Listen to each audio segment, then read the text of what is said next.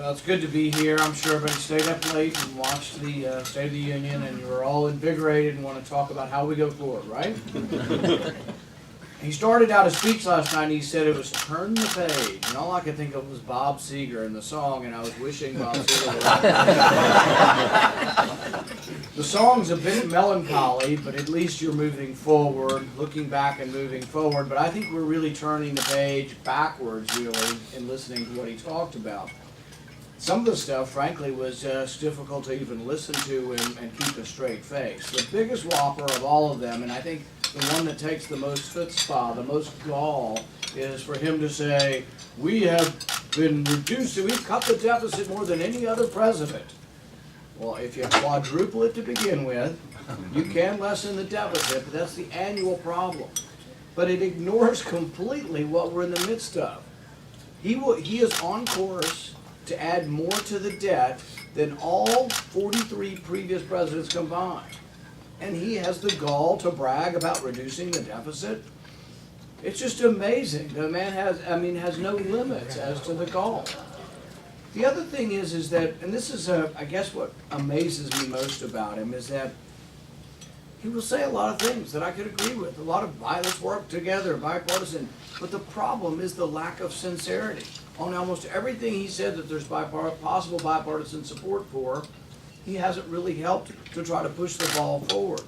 A good example is the NSA. A vast majority of the country think that our phone records should only be gathered by a warrant specific to your name, a warrant that says we have probable cause that we suspect you of a crime. But we don't think that really you should gather everyone's records all the time with a generalized warrant. His own privacy commission said as much, and he will say he agrees with it, and then he'll come back and say, well, Congress must act. Well, it would be the only thing he's ever waited on us to act. Everything else that he wants, he's simply done on his own. In fact, the spying program, the bulk collection of phone records, is done by executive order. We didn't approve it. It's an extension maybe of the Patriot Act, but many authors of the Patriot Act, Congressman Sensenbrenner was one of the authors of the Patriot Act, and says, we never intended to have that kind of mass bulk surveillance of the American public. And yet it's going on, and the president could end it at any moment through executive order. It's done by executive order, but that one, he's very passive on changing, but will tell you to your face that absolutely he'll say all the right things about privacy, balancing privacy and security, but he hasn't done anything. The program continues on. He says to Congress, do it. Well, with regard to other things, immigration, health care, you name it, he's got a pen and a phone, and by golly, he'll do whatever he wants, whenever he wants, because he's frustrated. And the thing is that some people have given him a pass on this and said, well, yeah, he's frustrated because Congress won't do anything. It's like, this is our system of government. It means he is frustrated by a constitutional republic that has checks and balances, 3 branches of government, and frankly, it is difficult to get things passed. But you know, one way you could help to get things passed is he should come to the Hill. He should talk to legislators who work with him. You know, for all the fire, I will work with him. I have called and offered to work with him. I called him 3 months ago and I said, look, you want to build infrastructure in our country? So do I. I've got a great opportunity, and it's something you've supported in the past. There's $2 trillion overseas in American profit. Let's try to bring it home and put it in the highway fund. Interestingly, you can bring it home by lowering the tax rate. It's about 35%, give or take, what you pay overseas to bring your money home. So many people are paying well in the 20% for effective rate, and as a consequence, nobody's bringing any money home. In fact, companies are actually inverting and reincorporating overseas. $2 trillion. Well, in 2005, there was about $600 billion overseas, and we did pass a holiday. We lowered the tax for a year to 5%. $300 billion came home. That's a pretty good sized stimulus. There's twice as much money overseas right now. I can imagine a stimulus almost the same as the government stimulus. The only difference would be this would be a real stimulus, because this would be real companies who are successful bringing their money home and creating more jobs. Remember how when we had the $800 billion government stimulus, the Republicans' complaint was, well, you shouldn't pick winners and losers, and who knows who should get the money. And this is true. If I have $800 billion and I want to pass it out, if I randomly select people and give them the money, I don't know whether they're good in business. But if you return the money in the form of a tax cut, you're giving it to people who the community has already voted upon. If you're successful in business, you're selling something voluntarily to people and they're buying your stuff. That's why you're a successful company. So a stimulus where the money goes back to those who produce it, those who have jobs, is 10 times, 100 times more effective than a government just passing it out. Plus, when a government passes it out, there are consequences because they have to borrow the money to pass it out. This is a stimulus where there's no borrowed money, you reduce the tax rate, and we can put the tax proceeds into infrastructure for our country. This is sort of a win-win-win situation. You lower a tax, get more revenue, stimulate the economy, and build highways. How could anybody be against that? So I called the president a few months ago and I said, you voted for this. He voted exactly for this in 2005. It's like, help me, we'll get something done. I hear you talking about bridges. I went with him one time to Cincinnati. We have an old bridge between Cincinnati and northern Kentucky. I said, we'll help you build it. We'll get the money for it. And he's like, well, I'm not so sure it really creates jobs to do that anymore. But this is the problem. And there's a congressman in the House who studied this thing for years and years to try to prove that bringing money home created no jobs. I frankly think even the concept of studying the issue is a stupid issue. Here's the thing: if I have let's say there's $300 million overseas, and it comes home and is repatriated, and somehow $1 is given to every person in the country. So 300 million people got $1. It's going to be hard to measure the jobs created. But anybody want to stand up here and make an argument that would be a bad thing? How could anybody make the argument that it would be a bad thing for American profit to come home? So on the one hand, they kind of understand this. He talked last night about jobs going overseas, but this would be a way for money and jobs to come back home. This is a lot of money, $2 trillion. The longer it stays, the more likely it is to buy stuff over there and create jobs over there. Well, I am a big believer in trade and that we live in a world economy. At the same time, I'd like to see some of that money flow home with encouragement. Now, what he talked about last night is he just closed loopholes, meaning he's just going to tax it, mandatorily tax it. That's a huge mistake and won't be good for the economy. The one thing I think he fundamentally doesn't get is that there definitely are two places money can be, one in the private sector and one in the government sector. And I tell people that you want to minimize the government sector because they're just not very good at stuff. It doesn't mean we don't have government, but think about the stuff government does. Amtrak, the post office, all right? Do you want people who cannot run a post office, do you want them to run all the rest of our lives? Healthcare, you name it. That's why it's a mistake. There are certain things government has to do. We have to have a national defense. You really can't have a Alexandria defense or Houston defense. We have to have a national defense. So things government has to do, but we should minimize the other stuff it gets involved with. The president doesn't quite understand that, and so last night we heard we're going to have free school, we're going to have free community college. And I was joking to somebody and I said, well, I guess, because he kept saying we're going to have middle-class economics. I said, well, I guess they're going to teach middle-class economics at the free community college.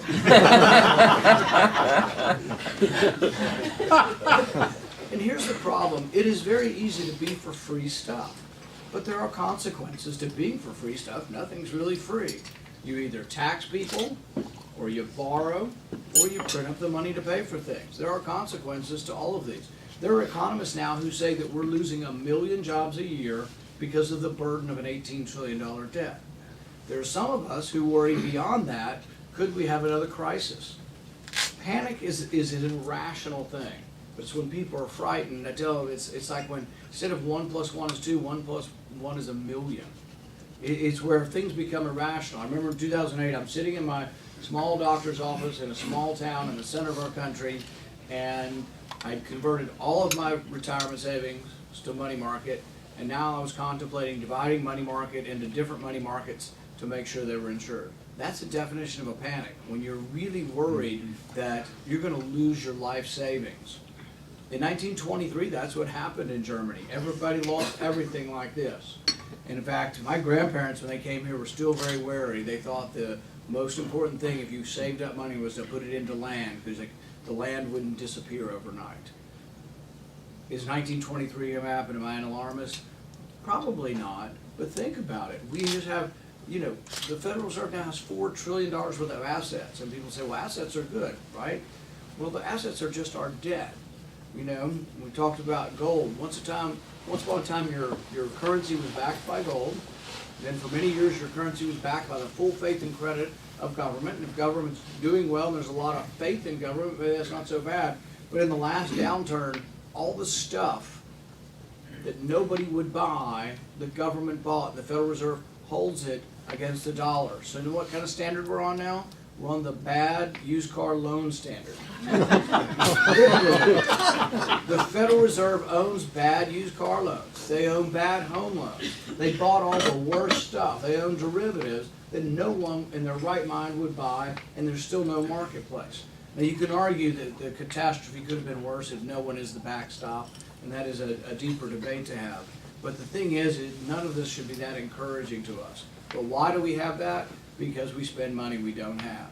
Why? Because it's easier to be Santa Claus than to say, I'm going to offer you opportunity. People say, I'll offer you a cell phone. If one cell phone's enough, I'll offer you 2 cell phones.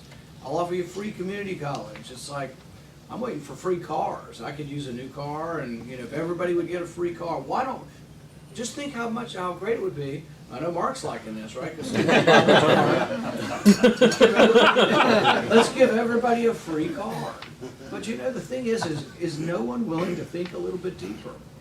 But there are things we could work with him. I'll work with him on infrastructure, and it's a way that works for everybody. Republicans love to lower a tax rate.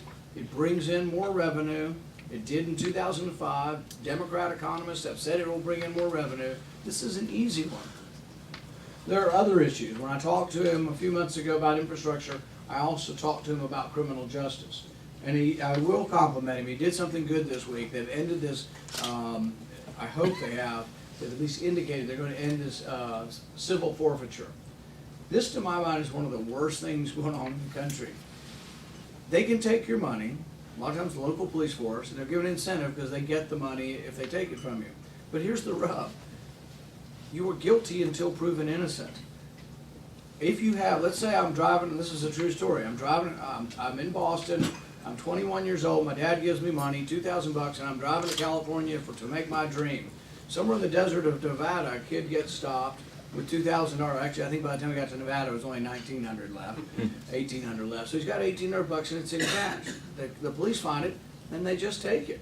They say this could be drug money. Well, it wasn't drug money, but you've got to prove to the police now you're guilty until you're proved innocent. And guess what? They don't have to charge you of any kind of crime. They don't have to find any drugs in the car. They don't have to charge you of anything. They just keep the money until you sue them to get your money back. Anybody here believe you can get an attorney and get your $1,800 back and have any money left over? No. So small stuff, it just adds up. And so it's collecting and collecting. People have an incentive. There have been instances of local police forces actually investigating property, looking at the bank deed to see if it's debt-free, because they can't take it if it's got a lien against it. So they're looking for people who have a paid-off car. They look for a car they like. They look for a house they like. You think I'm kidding? About 3 months ago in Philadelphia, a teenager was selling selling $40 worth of illegal drugs, and he was caught in his house. His parents had a nice house, probably a $250,000 house. You know what happened? For $40 worth of drugs, the police took the house. They barricaded the house and evicted the family. Now that was an extraordinary instance because it was an upper middle class family. But you know who usually gets the burden of this? It's an inner city family where it's grandma who's the stabilizing force in a family, and grandkids selling marijuana. Grandma is the stabilizing force in this family. The main thing they have is that house. They take the house. You can have a Pizza Hut where the business owner has an employee selling marijuana out of the back. They can confiscate a Pizza Hut. This is going on all across America. It's an injustice. So the thing is why do I bring this up? Why is this a big deal? You saw all the protests across America.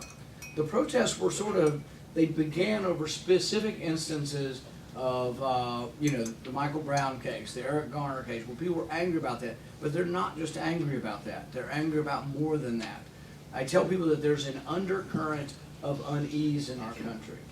In 1967, Martin Luther King spoke at Stanford, and he talked about 2 Americas. One America where everybody's seeing opportunity, they know the American dream, they believe in the American dream, and the other America, they just don't believe in the American dream. And for some reason, there's this perception, and some of it is based on fact, that they're being persecuted and they're just shoved aside. Charles Murray wrote a book called Coming Apart at the Seams. And in that, he looked at income statistics only for one race, for the white race, and he showed the difference because he wanted to eliminate race from the judgment of what was the problem. And he showed the difference between sort of those who have college and have their kids after they're married and those who have no college education and have kids before they're married. And it's two worlds. One world lives in abject poverty and has no chance. That's the other America. They don't have a chance. But we need to understand that it's more than just about what's going on in Ferguson or the one occurrence. It is about an undercurrent of unease that feels like the criminal justice system is not treating people fairly. It is important to note, though, that I don't think it is racially motivated. Many of our cities actually have African-American chiefs of police. There are many African-American police officers. I know many good police officers who are African-American. They aren't arresting black people with a racial bias. However, if you look at the statistics, the people in jail are black and brown. Why? It's not done on purpose, but they go to where there's a congregation of people and there's more crimes. That's in the cities, and as the way demographics work, there are more African Americans and Hispanics and more crowded together, and so it's easier for the police to go there. They don't go to the suburbs. So it isn't that they've targeted people, but over and over, if you go to the same neighborhood and you're patrolling the same neighborhoods, the people you tend to arrest will look like the people who live in the neighborhood. So when you look at nonviolent crime primarily, if you look at people in jail for drugs, possession or sale, 3 out of 4 of them are black or brown. But if you look at a survey and you say, do white kids use drugs also? White kids are using drugs at about the same rate as black kids. White kids are 4 times greater in the population, so you can imagine, how did we get to having 4 times more black individuals in prison? There is a problem with our criminal justice. It is not done on purpose, it is not racially motivated, but it inadvertently has led to a racial outcome. That's why people are unhappy. Rolling Stone did an article about a month ago on this and just talked about some of the people in jail. One of them was on TV, it wasn't in Rolling Stone. Remember that 19-year-old kid who was selling pot brownies? You know what he's facing? Life imprisonment. That's insane. Why? Because they weigh the brownie, and 99% of the weight of the brownie is brownie, and 1% is drug, but he's going to jail for the whole weight of the brownie. Because we were going to be tough on crime and tough on drugs back 20 or 30 years ago. A 31-year-old nurse was an addict. She was writing prescriptions. It's wrong. She should be punished for Lortab. Lortab is 95% Tylenol and 5% hydroxycodone. She did the wrong thing, and I think she should be punished. She shouldn't be a nurse. She broke the law. But you know what her punishment was? 15 years in prison. 23 years ago, there was a deadhead. Anybody in here a former deadhead? Senator Leahy was dead. So anyway, this guy was, he was just an idiot. He was on some kind of drugs. He's running around the desert naked, building some kind of dam across some road for some unknown reason. So anyway, should he be punished, made to pick up some trash, get a job, all those things? Sure. He's still in jail. He's been in jail for 23 years. He was selling LSD. But it's like, come on, can't we figure out a better way to do this? So it's not only the injustice of the drug wars, then it's the racial outcome of the drug wars. But I think there's time for a change. I can stand up, and I will. I'll stand up and give this identical speech in a church. In a evangelical, mostly white church, I'll tell them the same thing. The war on drugs having a racial outcome. And I think people are listening. So if the president wants to work with me, I have 5 or 6 bills. I have a bill to get rid of mandatory minimums. Mandatory minimums will often say you have 15 years to life imprisonment and the judge has no discretion. That's absolutely wrong, and we ought to get rid of them. We have a bill out there that would do that. I have one that says that if you behaved yourself, particularly for nonviolent crimes, you should be able to expunge your record. Many Republicans are complaining, everybody's on welfare, nobody's working. Well, why don't we make it easier for people to work by letting them get rid of their record? How many people in here want to hire a convicted felon? The other thing we could do is we could take some of these felonies and make them misdemeanors.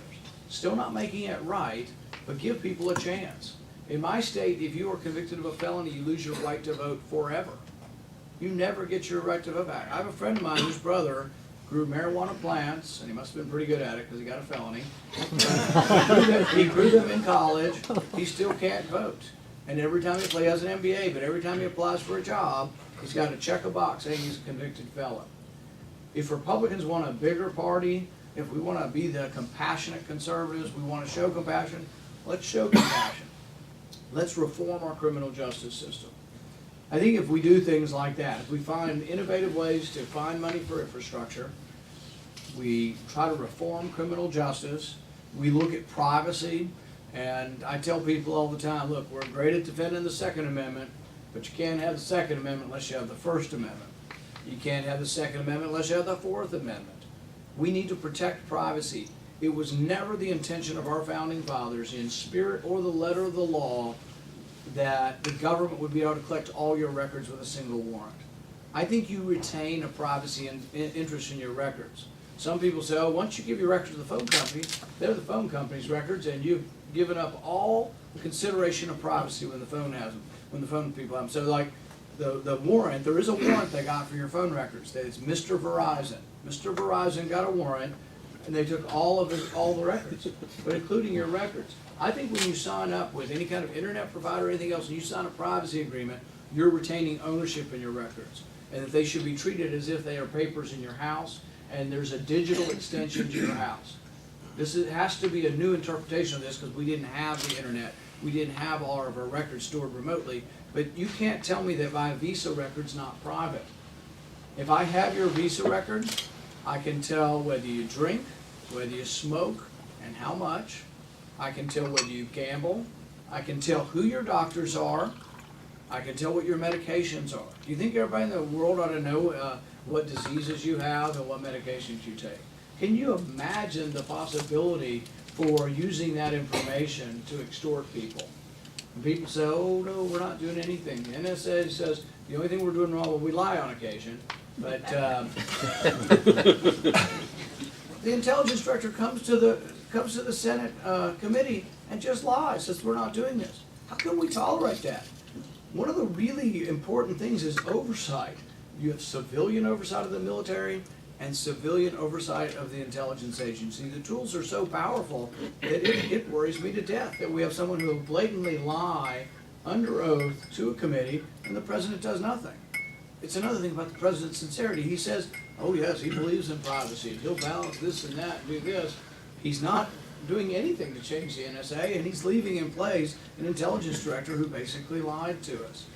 So there is room, and there are places we can go to try to find this, but we are going to have to push the envelope. It isn't enough to say, well, we're going to work in a bipartisan way unless we can actually come up with proposals that we can actually work on together and actually follow through. I will continue to try. The criminal justice system is a big thing. I think it's important in our country to do something about that for fairness. I think our privacy is a big concern to us. I'll continue to work on that. Infrastructure, whether you're a Republican or a Democrat, I hear from everybody in my state, they want the roads to be repaired and they want us to be able to travel. So I think there are ways to do all of these from a Republican perspective, but working with the Democrats. The number one issue I have that I'm going to try to do in the next couple of months, I'm working with Barbara Boxer. We're very close to getting a bill written that will reduce the tax to bring that money home and then put the money designated for the highway fund. I think we can get 10 or 15 Democrats on board. My biggest opposition right now is actually Republicans who they want repatriation, lowering that tax to be part of overall permanent tax reform, which I'm fine, but good luck getting the president to sign it and good luck getting enough Democrats to do a tax reform that's of any value. It's going to take forever. There are 1,000 moving pieces in tax reform. I'm all for it, but it's not going to happen quickly. If we're looking forward to 2016, and some of us are, we need to show that we can do something while we're in charge and something that works and move forward with it. So I say, let's go ahead and pass this repatriation, see if money will come home, see if we can spur more economic gain, build more roads in the next 2 years, take credit for it, and whoever our nominee is can move forward with taking credit for it. And then the one thing I'd like to mention finally that I think we should do and can do is immigration reform. we can get that done. It's not going to be everything the other side wants. And we got to get rid of the terminology. We just have to say, all right, there are 10 issues in immigration reform. We don't agree on all 10. We agree on 5. Let's just start passing them. The biggest thing you hear in Silicon Valley is they want people with advanced degrees to stay in the country. I'm all for it. The Republican House passed that overwhelmingly last time. Let's do it again. As soon as we can, let's just pass expansion of that. There are economic visas. There's a visa that if you have $1 million, you can come to this country. Who wouldn't we want that has $1 million? There's 10,000 of them we maxed out last year. Why not double it? Why not have 20,000 of these economic visas? And then when we reach that peak, double it again. Why would we ever not want these people? But we also want people at all ends of the point. Migrant workers, if they're not here, we're not going to have the crops picked. You know, there was one problem though. The Senate bill, when it came forward last time, I ended up voting against it. One of the reasons was it limited the number of workers coming in. They said only 100,000 people can come in to pick crops. But everybody estimates that 400,000 people come in every year. So what is that? It's a recipe for disaster. It's a recipe for more illegal immigration. The biggest complaint of conservatives is, we tried this in '86, we gave people the forgiveness, let them stay, but they promised us border security, and apparently we didn't have any because 11 million more people came. So you have to have something that is verifiable. One thing that I put forward that I think could get conservatives on board is to not just leave it up to the president. We don't trust this president very much. May not trust the next one very much, no matter what party they are, to actually secure the border. So one way to ensure that the border is secure, that your representative has a say in this, is what I would do is I would institute the reforms, but I would make them dependent on a vote every year for 5 years from Congress. So if in a year I've looked at what the president's done and I don't believe the border is secure, I'm going to vote to slow down the program or stop temporarily the program till the border is secure. I'll do the same after year 2, 3, 4, 5. What that would do is that conservatives, like myself, who are skeptical of any executive actually doing what they're supposed to do, we would separate the power. It was what our founding fathers wanted to do initially. They wanted to separate the power between the branches so one branch would jealously hold on to their power against another branch. So I think anytime we do legislation when we suspect the president of not actually enacting it the way we wish, that we should try to divide the power and retain some of the power with Congress. But I think if we look at these issues as we move forward, there's a great deal of area for agreement. The president has to do more than basically, I think, the superficial show on television, that he's for it. He needs to actually do the work, come to us, work with us, and I think there are ways that we can agree. And I look forward to seeing what we can do while we're in charge. I've had a smile on my face since the election, hard to wipe off, and I hope we will do some good things. Thank you very much. Senator, do you have a few minutes for Q&A? Yes. Mike Bertman, you did such a great job with your intro. Would you like to have the first question, or Nick? Mike? You don't have one? All right. Anybody else? Oh, Ann. Thank you. Ann Ganfield, and I have a question on infrastructure. There's a bill in the House and the Senate. Congressman Delaney introduced it over there. Senators Blunt and Bennett in the Senate that would, it's a rather complex proposal, would take repatriated earnings and fund what would be a new government-sponsored enterprise. Like an infrastructure bank. Right. Mm-hmm. It would put Like out Fannie Mae or Freddie Mac. Exactly. Those work. Yeah. So my question is, this has got a lot of bipartisan support. I'm not sure it really addresses the problem, and it would put existing private sector businesses out of business. Yeah. I don't like the bank idea because Robert Shapiro is an economist who has looked back at what we did in 2005. He says 300 billion came home and about $30 billion in taxes were paid. That's without a bank. That's just actually was put in the general fund then. What I would like to do different is just put it into the highway fund, but I don't want to pyramid it. I mean, we do pyramid stuff in the way we do banking in our country, but the government's just not very good at it. Once you take out the profit motive and that you have to look every month at your payroll and make sure you're making a profit, once you get rid of that, you say, oh, this is going to be a government bank, they just never work. So $30 billion in tax revenue came home in 2005. I think twice as much is out there for the first year. So I think 60 or 70 billion come home. The highway fund is $75 billion short over 5 years. I would do repatriation longer. I frankly would do it forever. Just leave it low forever and see how much money comes home. More will come home than has ever come home. You'll get a burst at the beginning, all the pent-up demand to come home, and then it'll tail off some. But I think even as it tails off, it'll bring in more than it's brought in the past. I just am convinced that it'll do so. One of the other bugaboos that is hurting us is the scoring system. So the people up here who score them, who by the way were not elected, the people who score things score it as a loss of revenue. But they make all these crazy assumptions, and I think they're basing it against all the money coming home at 35%. And frankly, I think we're too beholden to scoring agencies around here. I'd say if you're a Republican that's cutting a tax rate, don't think too hard about what any scores are on it, because a tax cut leaves more money in the economy, and I think that's what we're for. But I think the bank's a mistake. So I'm trying to keep the bank out of the proposal. The one we're working on has no bank. And it's going to be harder to get Republicans because, or anybody, frankly, who remembers Freddie Mac and Fannie Mae, which we still haven't completely cleaned up yet.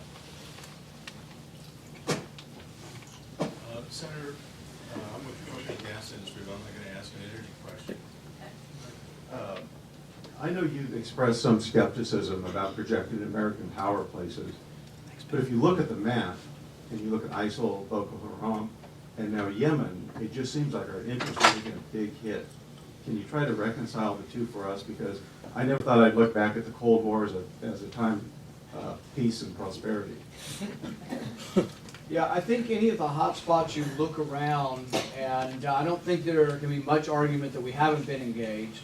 So we have been projecting our power quite a bit. We projected our power in Libya, and it's an absolute disaster. If you can argue, is there one fact that I think the evidence is difficult to refute for the Middle East? It's that when we have toppled secular dictators, we've gotten less stability, we've gotten chaos, and we've gotten a rise of radical Islam. And I believe America to be more in danger now after the Libyan War than before the Libyan War. So, you know, as a physician, we take an oath, first do no harm. Everybody in government ought to take the same oath. You should think through the consequences of doing this. Libya is not just because their ambassador was killed, Libya is an absolute disaster. The country is in chaos. Jihadists swim in our embassy swimming pool. Our embassy, after our ambassador was killed, we still had an embassy in Tripoli for a few months. They fled over land. They couldn't even leave by the airport. The parliament meets on a ferry. So if that's projecting power, I'm against that. Syria. Syria is just a huge mess. Both sides are bad. There's 2 million Christians live in Syria.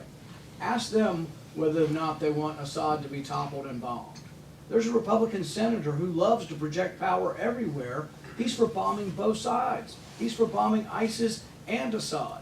But you ask Christians, all 2 million of them in Syria, who they'd rather have in power, Assad or ISIS. Not a one of them they've lived with Assad. He's not perfect by any means. That's an understatement. He's a horrible dictator and has oppressed his people and killed his people with chemical weapons. But they fear ISIS more than they fear him. During the Civil War in 2013, we and our allies indiscriminately put 600 million tons of arms into the Civil War.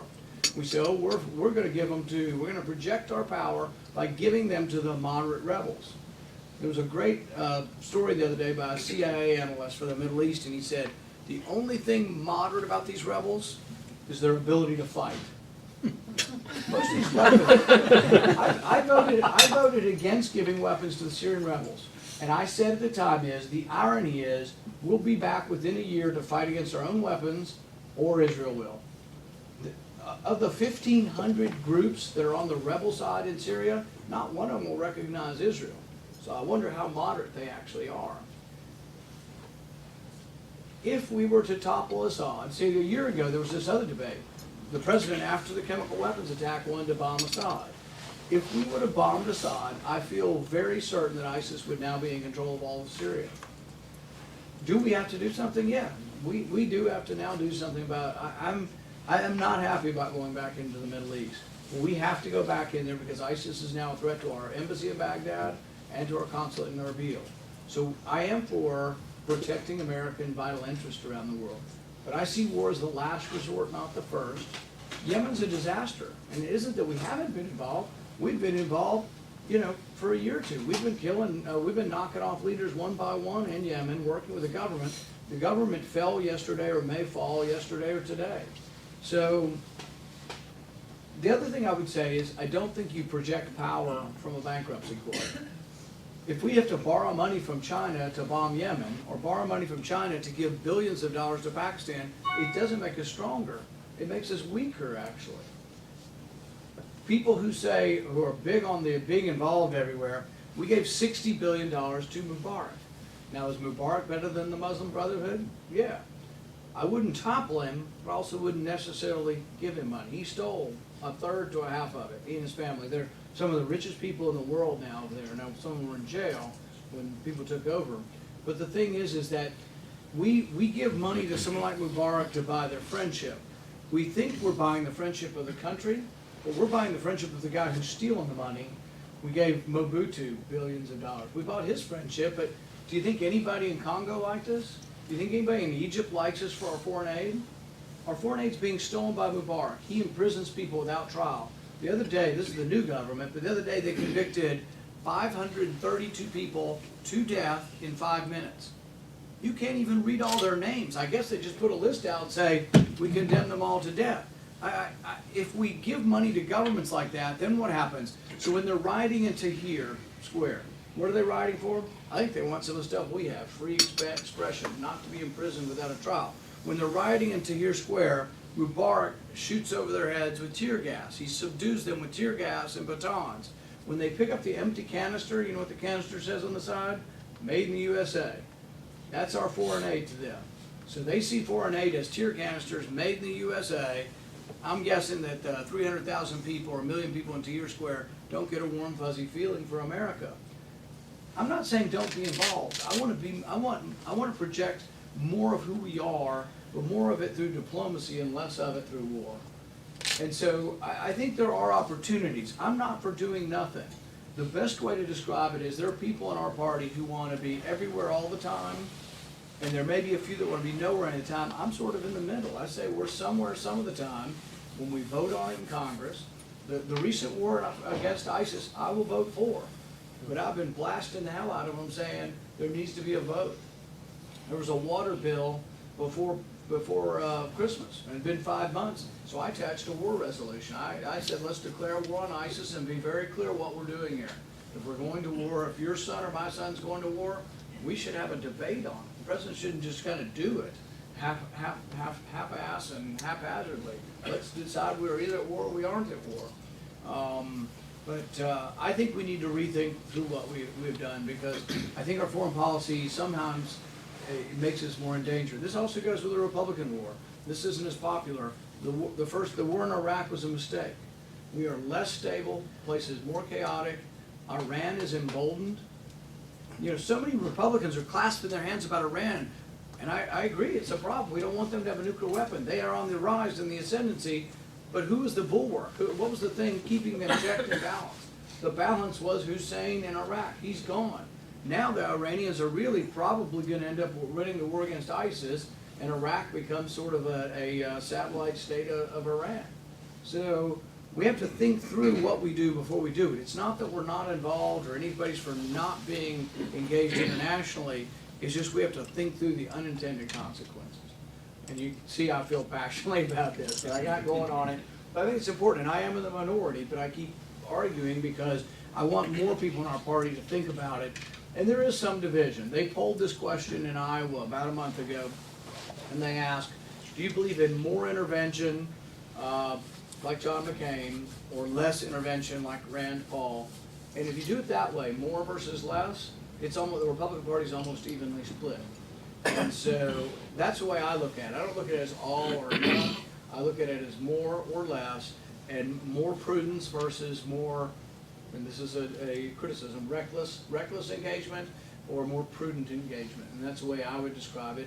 I think if that's the way it's described and voters have the chance to choose between that, I think there are going to be a lot of people, including, I get soldiers every day come up to me. It's been their 5th and 6th and 7th and 8th deployment. who are saying, we volunteer, we'll do whatever you tell us, but we want you to realize, you know, my buddy lost his leg, my buddy lost his arm, that we don't just want to go into every war. You know, we can't run the post office. How are we going to run countries? How are we going to create countries that don't like us, that see us as infidels, and we're going to put in place Western democracy? I just don't know how we do. We can't run the post office. And so national defense should be about defending us. And absolutely we do. Is there a danger? There's a danger to what happened in France will happen here. So yes, absolutely we should spend resources defending ourselves, but it doesn't mean that every war we get involved with is one of national defense, nor will help us. I think I better end there. Senator, we thank you so much for your time this morning, especially thank you for not disappointing us. Your thoughts were provoking, and I know everyone is going to go home thinking a lot about them. And your passion and recognition for it, we'd like to give you a book from Teddy Roosevelt, A Passion to Lead, with our thanks, and we hope you'll come back. Please join me in thanking our senator.